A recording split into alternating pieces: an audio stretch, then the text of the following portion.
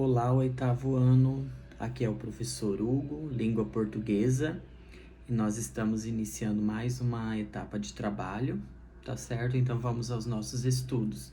Nós vamos iniciar o capítulo do livro com um conto de suspense ou conto de terror. Alguns autores chamam dessas duas nomenclaturas. Aqui eles estão chamando, né, de conto de terror. Então, algumas características são importantes para entender. O conto, ele traz sempre uma situação inicial, onde situa o leitor sobre onde ocorre a história, em que tempo em que os personagens estão, quem são os personagens. Lembrando, retomando, o narrador ele pode participar da história, aí nós chamamos de narrador personagem, está em primeira pessoa, ou o narrador ele pode apenas contar a história para o leitor sem estar dentro dela.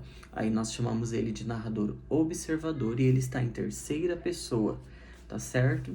Nós temos o clímax e o conflito, que são momentos importantes do texto. O conflito é aquela situação em que o texto se movimenta. Já o clímax é como vai se desenvolver esse conflito. E nós temos a situação final ou desfecho, tá? Que é o final, como que o autor finaliza a vida daqueles personagens.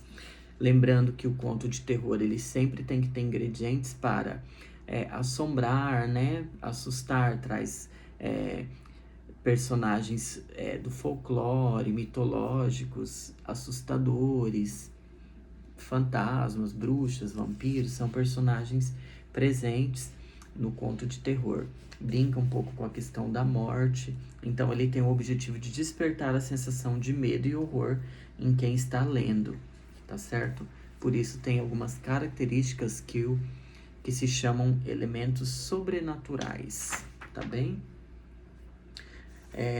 Aí tem as atividades de interpretação de texto, a linguagem do texto, a comparação entre os textos, tá certo? Vocês vão analisar e fazer. E aí nós temos a parte gramatical do nosso estudo, trazendo os verbos de ligação, predicativo do sujeito.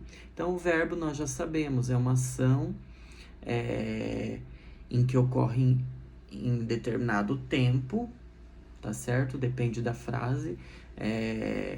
Na semana passada, comecei a malhar. Então, começar a malhar é um verbo, né? Uma expressão verbal que indica a nossa ação. Semana passada indica o tempo, então é passado, é uma ação no passado. Hoje, acordei animado. Acordei, do verbo acordar, tá certo? Então, o nosso verbo. Hoje está indicando tempo, tempo presente. No futuro, ano que vem, quero viajar para a Europa. Então, quero viajar também é um verbo, é uma expressão verbal. Ano que vem indica a expressão que indica o tempo, futuro, tá? Então, nós temos que ficar ligado nisso. Lembrando que o verbo é uma palavrinha. Aí nós temos a expressão verbal que a gente chama quando tem a junção de dois verbos, que é comum na fala.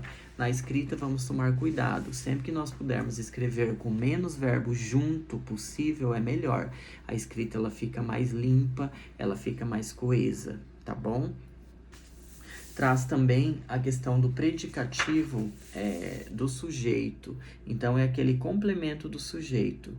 O príncipe ficou surpreso. O verbo é ficou, do verbo ficar. O príncipe é o sujeito. Quem é o sujeito? Quem ficou surpreso? O príncipe.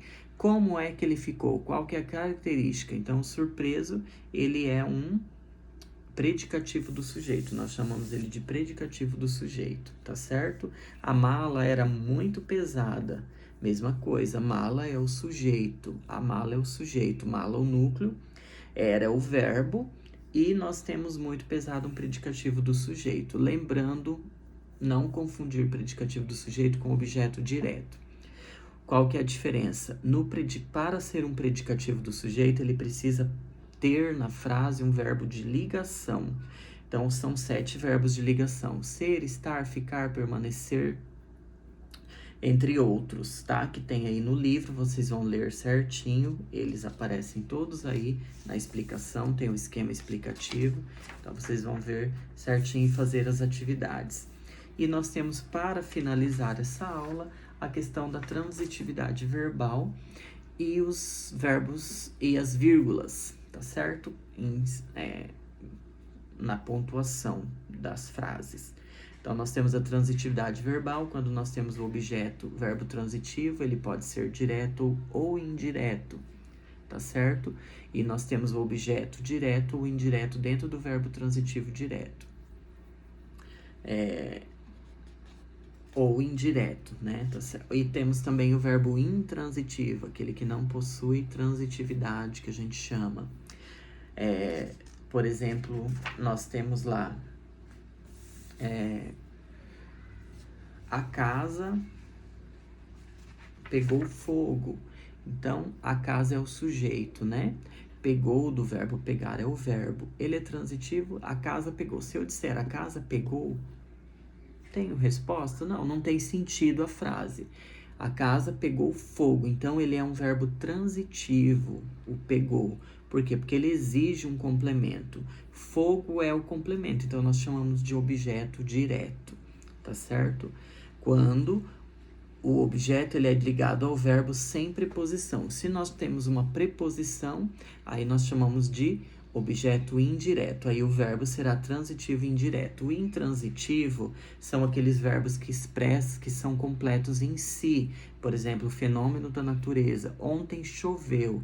Eu não preciso de um complemento para esse verbo choveu, tá certo? Então nós chamamos ele de intransitivo. Para finalizar a nossa aula, então nós temos as vírgulas. Vírgula, pessoal, elas têm várias funções em um texto. Elas isolam expressões explicativas, elas separam palavras, enumeram, né, quando listas. Então, assim, tem várias formas da vírgula estar presente em um texto ou em uma frase. Ela isola o aposto, tá? Quando o aposto é aquela expressão que explica um nome, né? Então, aí vocês vão tentar fazer. É complicado, né? A gente tem pouco tempo, mas qualquer dúvida vocês podem enviar durante as aulas no privado, tá certo? No nosso horário de atendimento. Eu conto com vocês.